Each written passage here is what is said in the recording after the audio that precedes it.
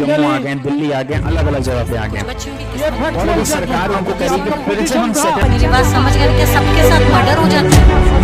क्या सारी बहुएं जला के मार दी जाती? नमस्कार दोस्तों, आज मैं आपके साथ डिस्कस करने जा रहा हूँ बहुत ही लैंडमार्क जजमेंट। यह सुप्रीम कोर्ट का एक काफ़ी लैंडमार्क जजमेंट है, जिसके फर्दरेंस में, जिसके अग्रसरण में एक एक्ट भी बनाया गया है। वो जजमेंट में आज आपके साथ डिस्कस करूंगा। जजमेंट का नाम आप देख पा रहे होंगे, Vishakha versus state of Rajasthan. 1997 का 1997 का ये एक्ट है, और 1997 का ये केस लॉ है। और ये केस लॉ बहुत ज़्यादा इम्पोर्टेंट हो जाता है ऐसे मामलों से जहां पर कामकाजी महिलाएं, जिनके साथ उनके वर्क प्लेस पर, उनके कार्यस्थल पर जो एक सेक्सुअल उनके साथ ऑफेंस होते थे, जो सेक्सुअल हरासमेंट उनके साथ होता था, उसको प्रोटेक्ट करता है ये जजमेंट। और इसी के फर्दरेंस में, इसमें जो गाइडलाइन सुप्रीम कोर्ट ने दी है, उसी के अग्रसरण में फिर हम एक कानून भी लेकर आए थे, जिसे हम पॉश एक्ट के नाम से जानते हैं।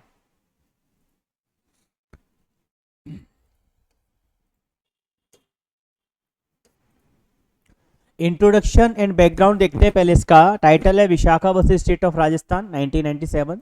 लैंडमार्क जजमेंट है ये by the Supreme Court on sexual harassment. ये इंपॉर्टेंट चीज है, sexual harassment at the work place. जो कार्यस्थल पर महिलाओं का सेक्सुअल हरासमेंट होता है, जो यौन उत्पीड़न होता है, उससे रिलेटेड ये जजमेंट था। Triggered by the brutal gang rape of Bhanwari Devi. ये मामला जुड़ा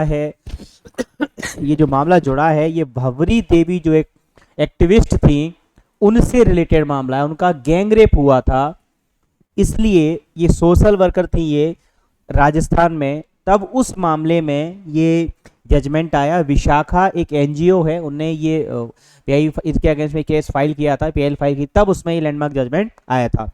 filed by women's group under article 32 of the constitution. ये 32 में ग्रेड फाइल की गई थी। विशाखा एक ग्रुप, वुमेन्स ग्रुप है, एक महिलाओं का एक समूह था विशाखा जिसका नाम था। उन्होंने ये एक पिटीशन अंडर आर्टिकल 32 फाइल की थी, और इसको फिर फंडामेंटल राइट कहती है। आर्टिकल 21 जब आप पढ़ते हो इंडियन कॉन्स्टिट्यूशन में, तो वहां पर इसको एक फंडामेंटल राइट के तौर पर मान्यता दी गई है।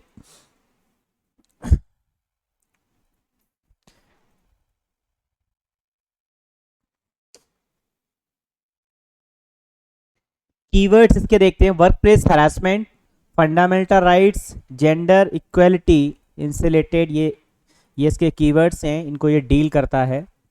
In sexual harassment a violation of fundamental rights. सवाल ये है कि क्या यदि एक महिला का उसके कार्यस्थल पर सेक्सुअल हरासमेंट होता है, उसका यौन उत्पीड़न होता है, तो इससे क्या उसके फंडामेंटल राइट का वायलेशन होता है? क्या उसके किसी मूल अधिकार का उल्लंघन होता है? Does the absence of a specific legislation prevent the court from ensuring protection? सवाल ये है कि कोई स्पेसिफिक, ये जब केस आया था उस समय कोई हमारे पास स्पेसिफिक एक्ट नहीं, जब तो हमारे पास पॉश एक्ट है, prevention of women from sexual offences at work place हमारे पास है। लेकिन अब हमारे पास, पहले जब ये केस आया था उस समय हमारे पास कोई कानून नहीं था। तो सवाल ये है कि क्या किसी स्पेसिफिक लेजिस्लेशन के अभाव में कोर्ट जो है ये इंश्योर कर सकता है कि उन्हें प्रोटेक्ट किया जाए वर्क प्लेस पे? Can international convention be invoke to frame guidelines? यहाँ पर क्योंकि हमारे पास लॉ नहीं था, इसलिए हमने इंटरनेशनल जो कन्वेंशंस हैं उनकी हेल्प से गाइडलाइंस फ्रेम किए थे सुप्रीम कोर्ट ने। Provisions invoked article 14 equality before law. क्योंकि अगर एक पुरुष काम करता है, वहीं साथ में महिला भी अगर काम करती है, तो जो माहौल, जो एटमॉस्फेयर पुरुष को मिलता है, वही माहौल महिला को भी मिलना चाहिए। और ये उसका आर्टिकल 14 में ये एक समानता का अधिकार है। आर्टिकल 15(1) बात करता है प्रोहिबिशन ऑफ डिस्क्रिमिनेशन। ये जो है डिस्क्रिमिनेशन को प्रोहिबिट करता है 15(1). Article 19(1)(g) right to practice any profession. और आर्टिकल जो सबसे इंपॉर्टेंट इसमें जो डील किया गया, आर्टिकल 21 बात करता है right to life and dignity. महिलाओं का जितना घर पर है उतना ही वर्क प्लेस पर भी है।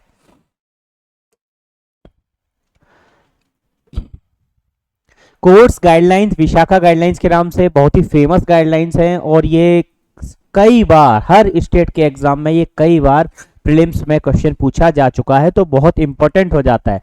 डेफिनेशन ऑफ सेक्सुअल हरासमेंट, आप लोगों ने डेफिनेशन पढ़ी होगी under section 354A of IPC.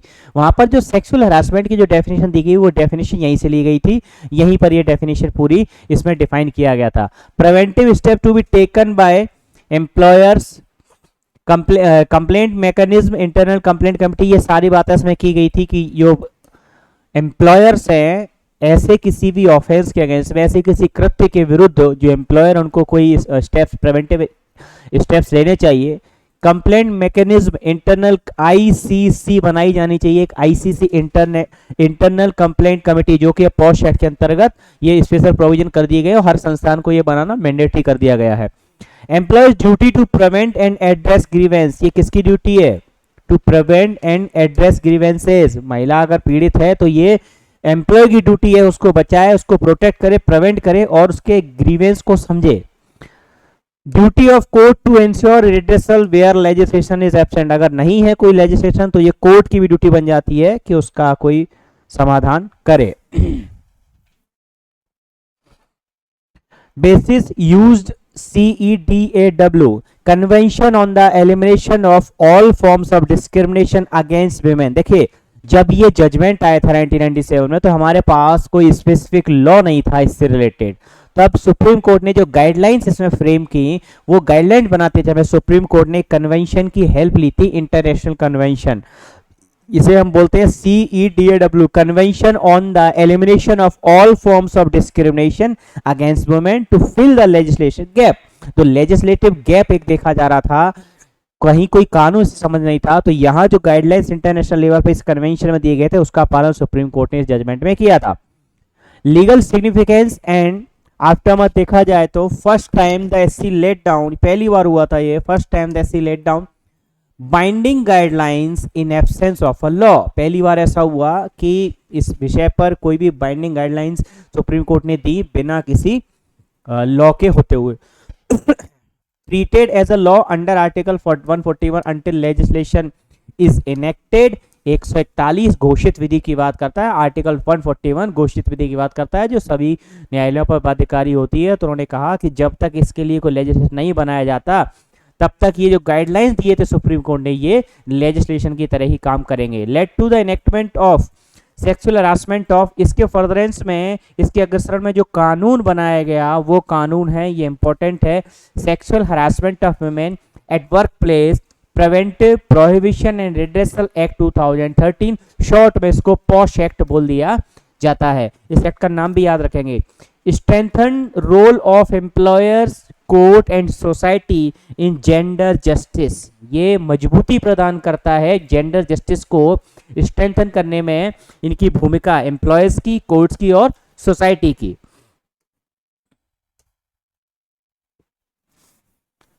Related provisions and contemporary relevance अगर देखा जाए तो स्टैट्यूटरी फ्रेमवर्क पोस्ट विशाखा क्या हुआ 2013 में 2013 एक्ट, ये अभी मैंने जो एक्ट का नाम बताया ये एक्ट आ गया। Detail procedural and preventive measures यहाँ पर लिए गए।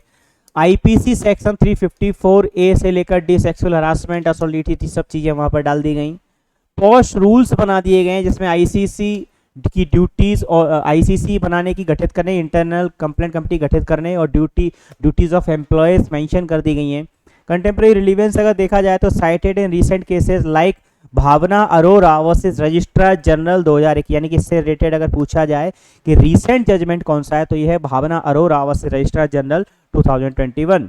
Ensure safe workplace in both public and private sector, फिर चाहे सरकारी उपक्रम हो या फिर प्राइवेट उपक्रम हो, ऑफिस सरकारी हो प्राइवेट हो, दोनों जगह पर ये इंश्योर करता है वर्कप्लेस पर कि किसी भी तरीके का सेक्सुअल ऑफेंस या सेक्सुअल हरासमेंट या कोई भी यौन उत्पीड़न उनके साथ ना हो पाए। तो फ्रेंड्स ये एक बहुत ही लैंडमार्क जजमेंट था, बहुत कम शब्दों में मैंने इसके सारे मेजर पॉइंट्स यहाँ पर कवर कर लिए हैं। तो डेफिनेटली यदि आप इस वीडियो को देखते हैं तो इससे रिलेटेड कोई भी क्वेश्चन कहीं भी किसी भी एग्जाम में आता है तो आप इसको बड़े आराम से प्रीलिम्स में क्वालिफाई कर पाएंगे। साथ ही साथ यदि कहीं मेंस में शॉर्ट नोट में पूछ लिया तो इतने फैक्ट्स यहाँ पर डिटेल डिस्कस किए गए, इनको भी आप थोड़ा डिस्क्रिप्टिव फॉर्म में यदि लिखते हैं तो आपको मेंस का आंसर भी हो जाता है तैयार, और साथ ही आप इंटरव्यू में भी कई बार पूछा जाने वाला क्वेश्चन है।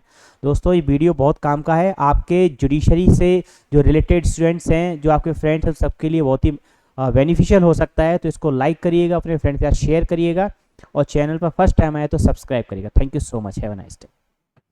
Subscribe for more content.